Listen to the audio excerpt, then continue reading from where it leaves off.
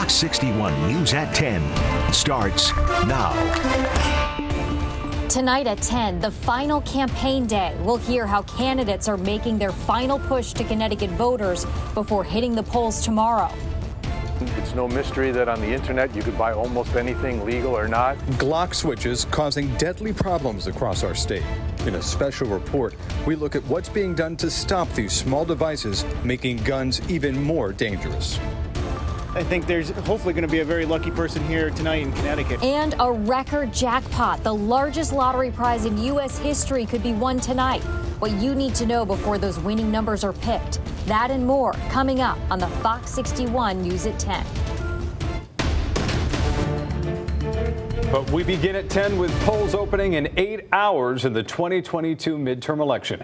Good evening, I'm Ben Goldman. And I'm Jen Bernstein. Thank you so much for joining us. Voters will cast ballots starting at 6 tomorrow morning. But before Election Day, candidates were making their final push across the state today. Fox 61's Gabby Molina joins us live outside of the state capitol tonight to show us how they made their cases. Gabby.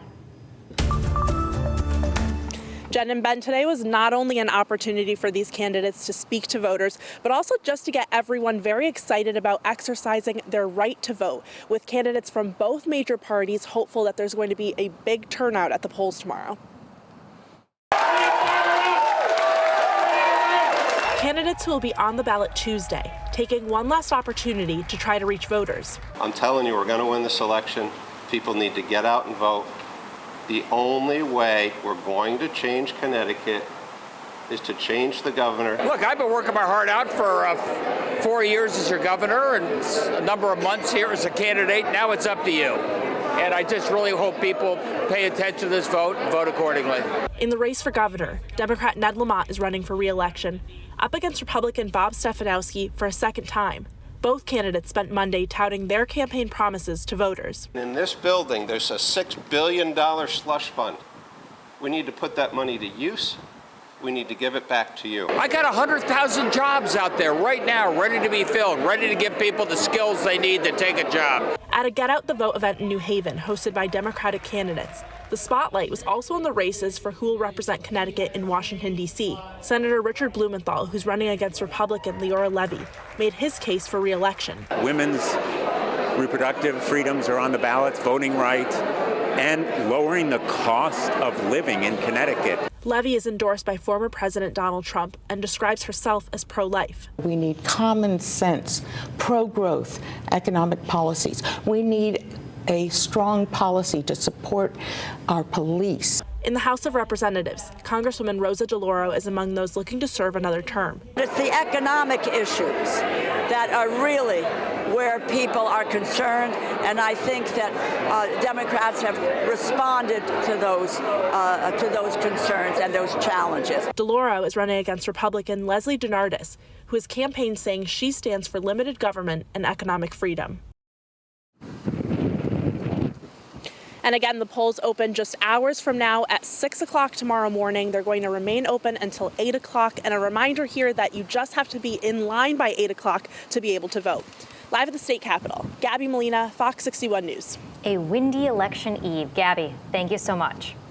Well, there's more than just picking between candidates on your ballot tomorrow. Everyone in the state will have at least one question on your ballot about early voting. That question says, shall the Constitution of the state be amended to permit the General Assembly to provide for early voting?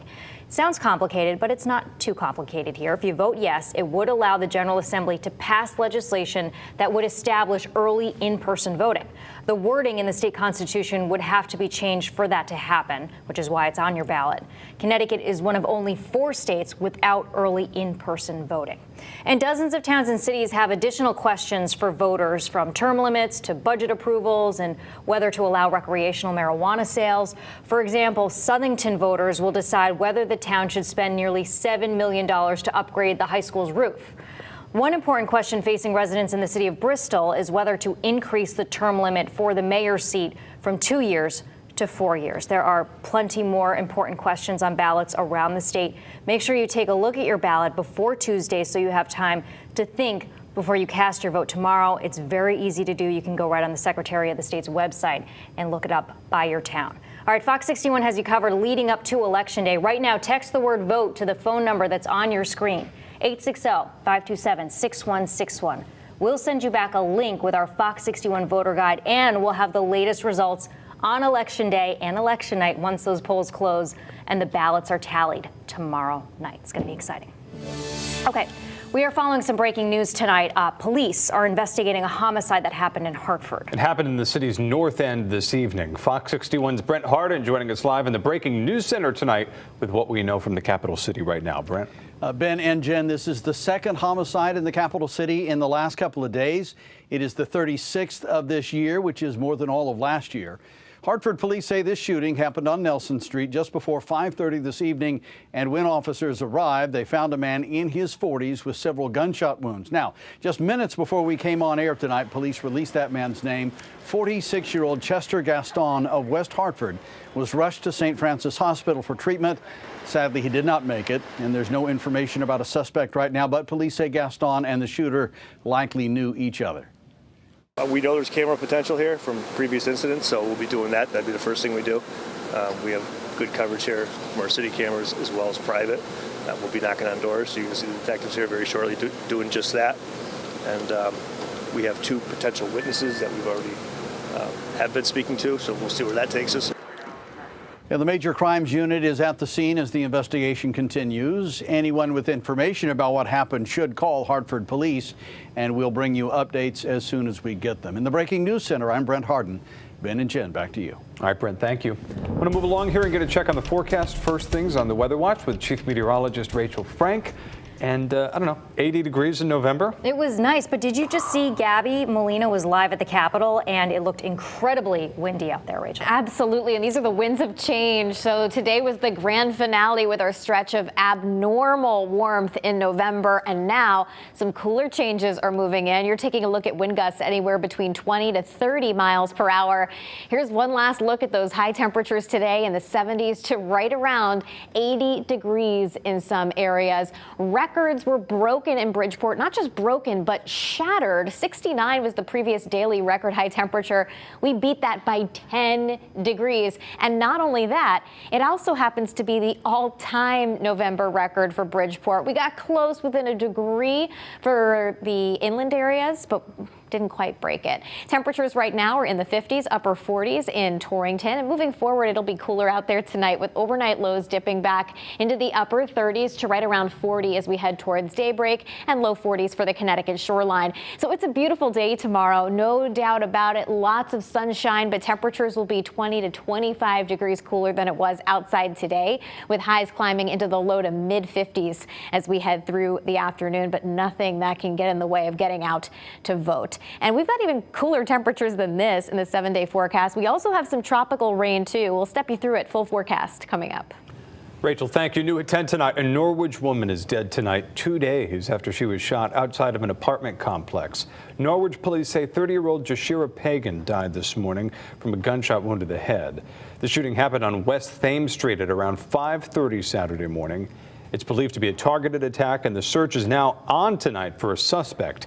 Anyone with information should call police in Norwich. Well, we have new details on a fire that destroyed an apartment building in downtown Hartford, leaving 15 people without home tonight.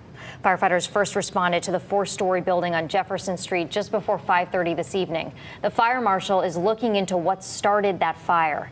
The building has been ruled uninhabitable, and the Red Cross is helping 14 adults and 1 child. And we have learned new details tonight about the man accused of shooting another man at the University of St. Joseph on Friday.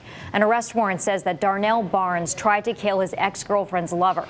West Hartford police say that he shot the 19-year-old man 6 times. Barnes did turn himself in after a multi-state manhunt. He's being held on $2 million bond and is due back in court on December 1st. All right, in about 50 minutes, we'll know the winning numbers in the largest lottery jackpot in U.S. history. Tonight's Powerball drawing is worth an estimated $1.9 billion. You can still be a winner even if you don't match all 6 numbers. Here, Fox 61's Tony Black joining us live in East Hartford tonight with what to look out for if this jackpot is out of reach or not. Hey there, Tony. Busy night? Yeah, Ben and Jen, I, like most of you, invested my hard-earned money, $10, at a chance of becoming a billionaire tonight. $1.9 billion up for grabs in the Powerball tonight. So big that these weren't even made to display that number. But if you don't match all 6 numbers, do not throw away your ticket because you could still walk away with some prize money. Best of luck to you, and I hope you do a lot of good with the money. Big money is up for grabs Monday night as the Powerball jackpot nears $2 billion. The $1.9 billion prize is the highest in any lottery game in United States history. The cash value is nearly $930 million. Do you have the winning ticket? Of course. The question is, what are the chances of winning this nationwide game? Christopher Davis with the Connecticut Lottery Corporation says 1 in 292 million, but he says you could be the one. We highly recommend that if someone wins, that they contact a financial team to put together to make that decision whether the lump sum or the annuity payment is the best option for them over 30 years. It's been done before. In February, someone won the Powerball jackpot worth $165 million. In the latest Powerball run, Connecticut has seen someone win $1 million and another player win $2 million. 2 people have won $100,000, and over a dozen have won $50,000. It only costs 2 big ones to play, and you'll for sure make it back if you match all 6. All you need to do is buy 1 ticket to win. The odds may not be great, but as the old saying goes, you miss 100% of the shots you don't take. The last couple of weeks I've been playing. Yeah. You don't mind sharing how much have you spent so far? Well, this is $18 just tonight. Jason Vega says a lot of his prize would go to others and still splurge a little on himself. Vacay, vacay, vacay. It's long overdue. Diane Peter says a beach house would be purchase number 1. I'm just hoping, just like everybody else, just like the other 40 million people, I'm hoping. Why play? Vega says it's tempting when the prize is so high. Others like it for the thrill. Oh, I always gamble. I'm a gambler. The Connecticut Lottery says at least 140,000 people in the state won at least something on Saturday's draw, so make sure you keep those tickets. You can tune in to our sister station, the CW20, at 10:59. We'll also have those numbers for you on the news at 11. Good luck to everyone, and just a reminder, if you happen to win, I'll gladly take, let's make it $1 million.